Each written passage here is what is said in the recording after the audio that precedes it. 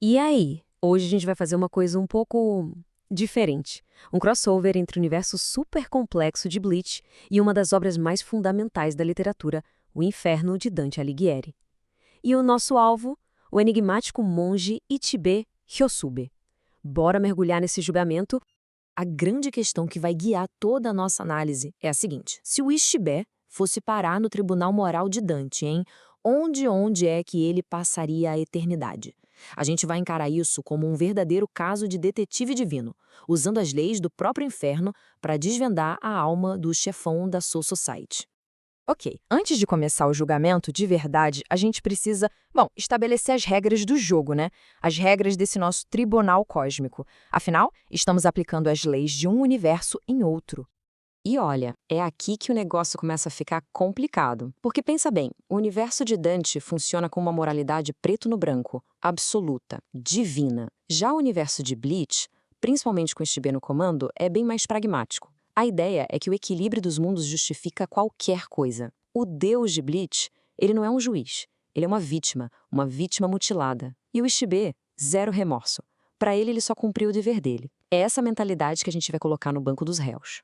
Beleza. A regra mais importante de todas no Inferno de Dante é o tal do contrapasso. É fundamental entender isso. A punição lá não é aleatória de jeito nenhum. Ela tem que ser um reflexo simbólico, quase poético, do pecado que a pessoa cometeu. É preciso guardar bem essa informação, porque ela vai ser a chave para a gente descobrir não só onde o Ishiben vai parar, mas principalmente como ele vai sofrer. Ok, regras estabelecidas. Então, vamos ao nosso réu. E, olha, as acusações que trouxeram o Ishibé para esse julgamento são, para dizer o mínimo, bem pesadas e perturbadoras. Para quem não se lembra bem, o Ishibé é basicamente o arquiteto da realidade da Soul Society. É ele quem nomeia tudo. E quando ele nomeia algo, ele define a própria essência daquilo. Para ele, a parada não é sobre bem e mal. O objetivo final é um só: manter a ordem que ele mesmo ajudou a criar, não importa o preço. Então vamos lá. Crime número 1.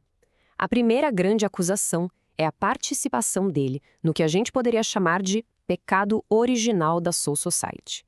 O Ishibé, ele deixou os ancestrais dos clãs nobres simplesmente mutilarem o Rei das Almas, a maior divindade do universo deles, e o transformaram numa espécie de bateria viva para manter os mundos separados. E o pior, ele não só concordou, como virou o guardião desse sistema bizarro por milhões de anos. E o pior, ele não só concordou, como virou o guardião desse sistema bizarro por milhões de anos. E o cara estava pronto para fazer tudo de novo. Pensa só, o Ishibé treinou o Ishigu Kurosaki não só para ser um herói, mas como um plano B, um step. Se tudo desse errado, o Ishigu seria o próximo a ser desmembrado e selado como o novo pilar do mundo. Uma traição completamente fria e calculada contra a pessoa que ele tinha o dever de guiar e proteger. Agora a gente vai agir como detetives mesmo. Vamos começar a eliminar os círculos do inferno onde o Ishibé claramente não se encaixa. Assim, a gente vai chegar na verdadeira natureza dos crimes dele. Bom, de cara, os primeiros círculos a gente já pode descartar. Fácil. Os pecados do Ishibé não são por falta de autocontrole, sabe? Não é gula, não é ira. E sim, ele é violento, claro, mas a violência, para ele, é só uma ferramenta, não é o objetivo final. Os crimes dele são muito mais cerebrais, muito mais maliciosos. Então a gente deixa para trás os pecados da carne, da fúria, e agora a gente entra no abismo da malícia, nos domínios da fraude e da traição. É aqui que a inteligência é usada para o mal, para enganar, para manipular, para corromper. E é exatamente aqui que o caso do Ishibé começa a esquentar de verdade. A gente está chegando no ponto central da acusação. O problema não é só que o Ishibé mente. A questão é, para quem ele mente? Os pecados dele são uma quebra das confianças mais sagradas que existem. E olha que interessante aqui, como os crimes dele se encaixam e se sobrepõem. Ele é hipócrita? Com certeza. Se apresenta como um monge sábio, mas por trás está planejando sacrifícios. Ele dá conselhos fraudulentos? Sim, manipulando o Ichigo para um destino horrível. Só que esses dois crimes ficam muito, mas muito piores pelo fato de que as vítimas eram o mestre dele e o protegido dele. No fim das contas, a traição é o pecado que amarra tudo. E a lógica foi nos levando cada vez mais fundo. Chegamos no fundo do poço, no último e mais terrível lugar de todo o inferno. A prova final vai selar de vez o destino do Ishibé. E essa tabela aqui, ela resume perfeitamente a dedução final. O nono círculo do inferno se divide em 4 partes. O Ichiben, com certeza, já teria um lugarzinho garantido em Ptolomeia por trair um convidado, o Ichigo. Mas o pecado mais grave de todos, aquele que bate o martelo sobre o destino final dele, é a traição ao seu próprio mestre, o Rei das Almas. E isso o joga, sem sombra de dúvida, direto em Judeca, o centro congelado do inferno. Então, o veredito está dado. Por ter comandado a mutilação e a prisão do seu próprio rei, a mesma pessoa que ele jurou proteger, a alma de Ichibei Reusuber é sentenciada à Judeca, o mesmo lugar reservado para os maiores traidores da história como Judas, Brutus e Cássius.